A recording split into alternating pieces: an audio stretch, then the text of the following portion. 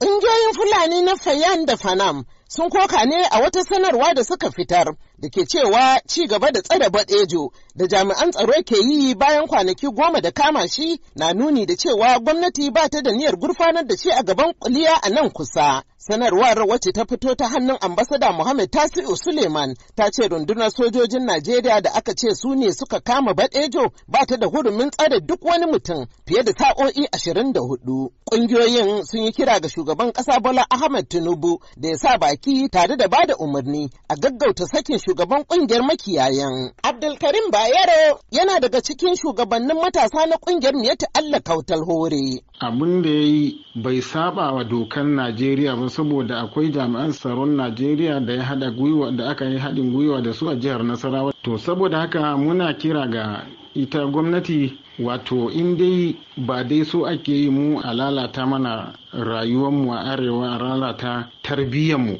to dole ne mu Fulani mu kafa wannan kungiyoyin domin mu duba tarbiyyar 'ya'yanmu. Shi kuwa shugaban kungiyar Makban wato Fulani Cattle Breeders Alhaji Usman Genzarma ya yi nazari cewa doka ta tanadi kowace kungiya ta faɗi manufofin da ya sa ake son a yi wannan kungiya da kuma sauran ka'idodi na shugabanci da dai sauransu wanda tsari na doka ya tanada.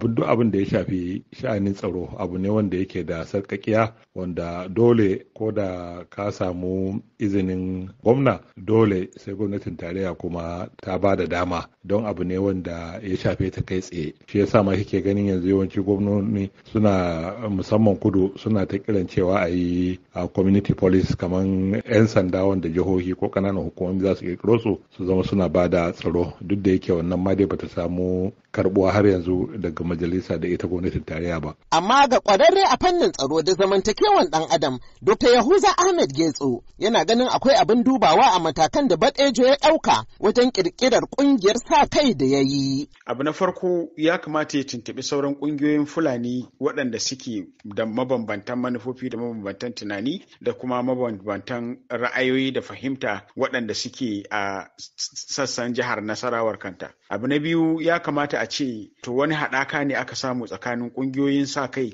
da su ƙungiyoyin Fulani ƙarƙashin jagoranci na tsarin tsaro na jihar. Abu na uku ya kamata a ce shi a matsayin shi na shugaba na ƙasa ya kamata a ce tun da ya ce a jihar Nasarawa ne zai aiki kuma zallan Fulani to ya kamata a ce ya sanar da a matsayin shi na shugaba na ƙasa ya tuntuɓi hukumomin tsaro a matakin ƙasa waɗanda suke za su iya tunanin cewar menene dalilin haka zai faru. Tuni gwamnan jihar Nasarawa Abdullahi Sule ya musanta cewa yana da hannu wajen kafa ƙungiyar 'yan banga da Abdullahi Bello Bodejo ya ƙaddamar a jihar Nasarawa a kwanakin baya.